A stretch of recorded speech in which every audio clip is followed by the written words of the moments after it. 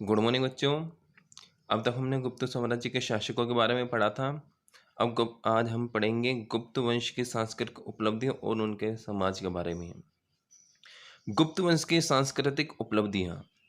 गुप्तकालीन साम्राज्य सुशासित था, उसमें अपराध बहुत कम होते थे और कर भार भी बहुत कम था। कहते हैं वहाँ पर जो अपराध थे वो कम होते थे, साथ में उनके ऊपर जो लोगों के ऊपर जो कर था वो भी कम था। सरकारी कामकाज की भाषा संस्कृत थी। सरकारी कामकाज की भाषा कौन सी थी? संस्कृत थी। गुप्त काल के प्रमुख साहित्यकार कालिदास, शूद्रक, विशाखादत्त और अमर सिंह आदि हैं। गुप्तकालीन प्रमुख साहित्यकार जो थे कालिदास थे, शूद्रक थे, विशाखादत्त थे और अमर सिंह थे। कालिदास ने अभिज्ञान शाकुंतलम नाटक तथा रघुवंश महाकाव्य के रचयिता थे। मृच्छकटिकम नाटक के लेखक शूद्रक थे। मुद्रा राक्षस नाटक के लेखक विशाखादत्त थे।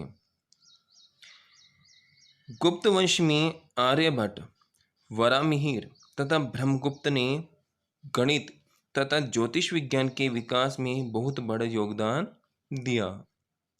गुप्त काल में आर्यभट्ट, वरामिहिर और ब्रह्मगुप्त ने गणित और ज्योतिष के विज्ञान के विकास में बहुत बड़ा योगदान दिया।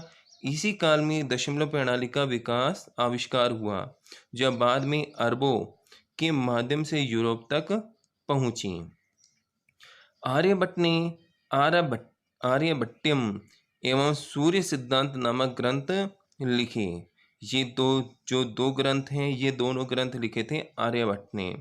इसी ने सर्वप्रथम बताया, आर्यभट्ट ने ही सर्वप्रथम बताया कि पृथ्वी सूर्य के चारों ओर घूमती है।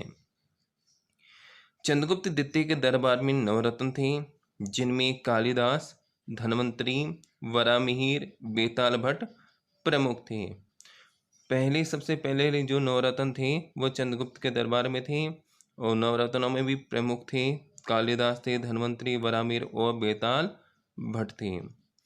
गुप्त काल की वास्तुकला, चित्रकला और धातुकला के प्रमाण झांसी और कानपुर के अवशेषों, अजंता की कुछ गुफाओं, दिल्ली में स्थित लौह स्तंभ, नालंदा में 80 फुट ऊंची बुद्ध की तांबे की मूर्ति तथा सुल्तानगंज स्थित 7.5 फुट ऊंची बुद्ध की तांबे की प्रतिमा से मिलते हैं।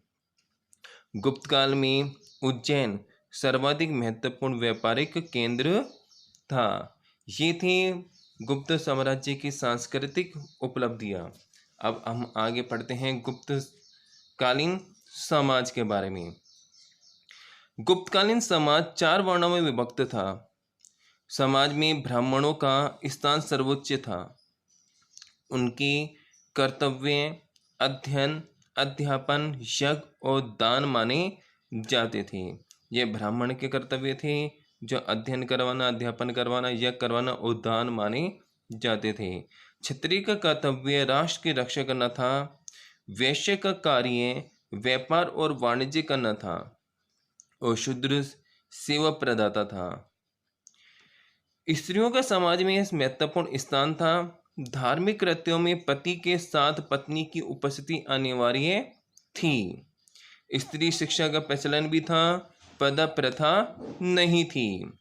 उस समय 8 प्रकार के विवाहों का प्रचलन था। स्वयंवर प्रथा भी विद्यमान थी। कायस्थ गुप्त युग में एक वर्ग था। गुप्त युग में एक वर्ग था, परंतु बाद में यह एक जाति के रूप में अस्तित्व में आ गया। पुत्र के अभाव में पुरुष की संपत्ति पर उसकी पत्नी का सर्वप्रथम अधिकार होता था। पहली बार सती होने का प्रमाण 510 ईस्वी में भानुगुप्त के एरन अभिलेख में मिलता है।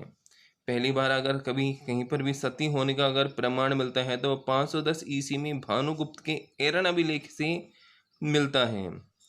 मंदिर बनाने की कला का जन्म गुप्त काल में ही हुआ था। सबसे पहले जो मंदिर बनाने की जो कला थी वो गुप्त काल में इसका जन्म हुआ था। अजंता की गुफाएं बौद्ध धर्म की महायान शाखा से संबंधित हैं। गुप्त काल में विष्णु शर्मा द्वारा लिखित पंचतंत्र संस्कृत को संसार का सर्वाधिक प्रचलित ग्रंथ माना जाता है, जो कि विष्णु शर्मा ने लिखी थी पंचतंत्र। पुराणों की वर्तमान रूप में रचना गुप्त काल में ही हुई। ये था गुप्त साम्राज्य। गुप्त साम्राज्य की समाज के बारे में आज हमने पढ़ा था, गुप्त का वंश की सांस्कृतिक उपलब्धियों और समाज के बारे में। आज के लिए बस इतना ही।